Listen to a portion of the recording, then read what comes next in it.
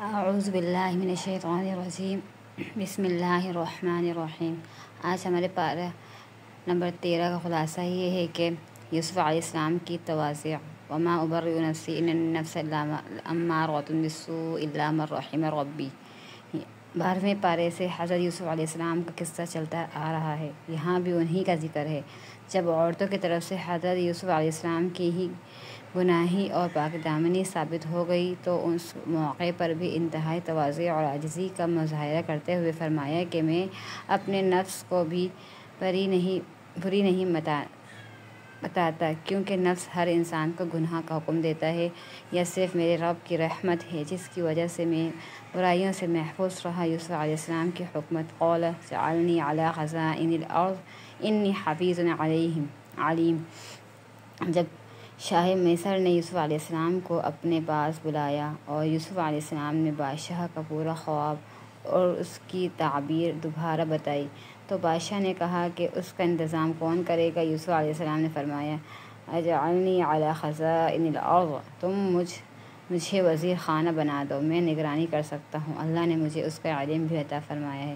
کچھ عرصے کے بعد بادشاہ نے حکومت کے تمام اختیارات یوسف علیہ السلام کو سونپ دیے اور ان کے ہاتھ پر اسلام بھی قبول کر لیا۔ اب آپ نے بہت عمدہ طریقے سے انتظامات فرمائے۔ یہ بات یاد رہے، آپ کا عہدہ مانگنا اس وجہ سے تھا کہ اگر کسی نااہل کو عہد مل گیا تو کہیں اس کو ضائع نہ کر دیں۔ نبوت کا عہدہ اتنا بڑا ہے کہ اس کے ملنے کے بعد کسی عہدے کی خواہش و ضرورت نہیں رہتی، اور ایک نبی کو کسی عہدے سے کیا عرض۔ برادران کا مصر میں پہلا داخلہ۔ وجاء اخوة یوسف فدخلوا علیہ فعرفهم وهم له منکرون۔ جب یوسف علیہ السلام خزانے سے پر متعین ہو گئے، اس وقت یہ طے کیا گیا کہ قحط کی وجہ سے ہر آدمی کو ایک خاص مقدار میں غلہ دیا جائے۔ یوسف علیہ السلام کی بھائی بھی آئے اور آپ کا سب سے چھوٹا بھائی بنیامین ساتھ نہیں تھا۔ جب واپس جانے لگے تو یوسف علیہ السلام نے پوچھا کہ تم کتنے بھائی ہو؟ تو انہوں نے بتایا کہ ایک بھائی اور ہیں، وہ والد کے پاس ہے۔ یوسف علیہ السلام نے فرمایا آئندہ اس کو بھی لانا، اگر نہ لائے تو تمہیں غلہ نہیں دوں گا۔ ان کی واپس کے وقت یوسف علیہ السلام نے ان کے پیسوں کو انہیں کے سامان میں رکھوا دیا اور ان کو پتہ بھی نہ چلا۔ جب واپس جا کر انہیں سامان کھولا تو اس میں پیسے موجود تھے۔ انہوں نے کہا پیسے بھی واپس آ گئے، بہت نیک بادشاہ ہے۔ بنیامین کو مصر لے جانے کی درخواست۔ فلما رجعوا إلى أبيهم قال يا أبانا منع منا القيل فأرسل معنا أخانا نقتل وإنا له لحافظون۔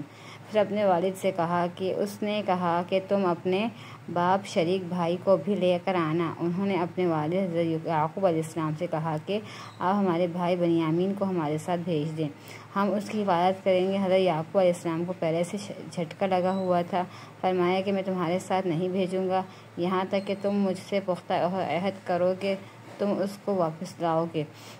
یعقوب علیہ السلام کی تدبیر۔ وقال یا بنی لا تدخلوا من باب واحد وادخلوا من ابواب متفرقہ۔ حضرت یعقوب علیہ السلام نے اپنی بیٹوں کو نصیحت فرمائی کہ میرے بیٹوں، جب تم مصر میں داخل ہو تو الگ الگ دروازے سے داخل ہونا، اور وہ خوبصورت اور قد اور تھے تو آپ کو خدشہ ہوا کہ کہیں نظر نہ لگ جائے، اور ساتھ یہ بھی فرمایا دیا کہ اے محض ایک تدبیر سے باقی کسی کو نفع یا نقصان پہنچانے کا اختیار صرف اللہ تعالیٰ کو ہے۔ بیٹے حکم کی تعمیل کرتے ہوئے مختلف دروازوں سے داخل ہو گئے۔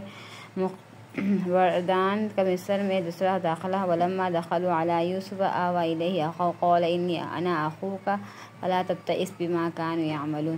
بنیامین جب پہنچے تو یوسف علیہ السلام نے انہیں اپنے پاس خاص جگہ دی اور فرمایا میں تمہارا بھائی یوسف ہوں، لہٰذا تم ان باتوں پر رنجیدہ نہ ہونا جو یہ کرتے رہے ہیں۔ حضرت یوسف علیہ السلام نے ایک تدبیر اختیار کی جس میں بنیامین ان کے پاس رہ جائیں۔ جب یہ واپس جانے لگے تو غلہ ناپنے کا پیمانہ حضرت یوسف علیہ السلام کے کہنے پر چھوٹے بھائی کے غلہ کے اندر رکھ دیا گیا۔ جب یہ چلے تو حکومت کی طرف سے ایک شخص نے اعلان کیا کہ ہمارا غلہ ناپنے کا جو برتن تھا وہ چوری ہو گیا، تو سب تلاش دو۔ انہوں نے کہا ہم تو چور نہیں۔ اعلان کرنے والوں نے کہا کہ اگر تم جھوٹے ثابت ہوئے تو اس کی کیا سزا ہوگی؟ خود انہوں نے کہا کہ اس کی سزا یہ ہے کہ اس کے روک دیا جائے۔ حضرت یعقوب علیہ السلام کی شریعت میں یہی حکم تھا کہ پہلے دوسرے بھائیوں کی تلاش لی، پھر بنیامین کی۔ ان کے سامان سے پیارا برآمد ہو گیا تو بھائی کہنے لگے، یہ کوئی تعجب کی بات نہیں ہے، اس سے پہلے اس کے بھائی یوسف علیہ السلام بھی چوری کر چکے تھے۔ یوسف علیہ السلام کی طرف چوری کی نسبت کا واقعہ یہ ہے کہ یوسف علیہ السلام بچپن میں پرورش کے لیے اپنی پھوپھی کے پاس تھے۔ جب یعقوب علیہ السلام انہیں واپس لینے گئے تو پھوپھی کو یوسف سے محبت ہو چکی تھی۔ وہ چاہتی تھی کہ یوسف کی کسی بھی طریقے سے میرے پاس رہ جائے۔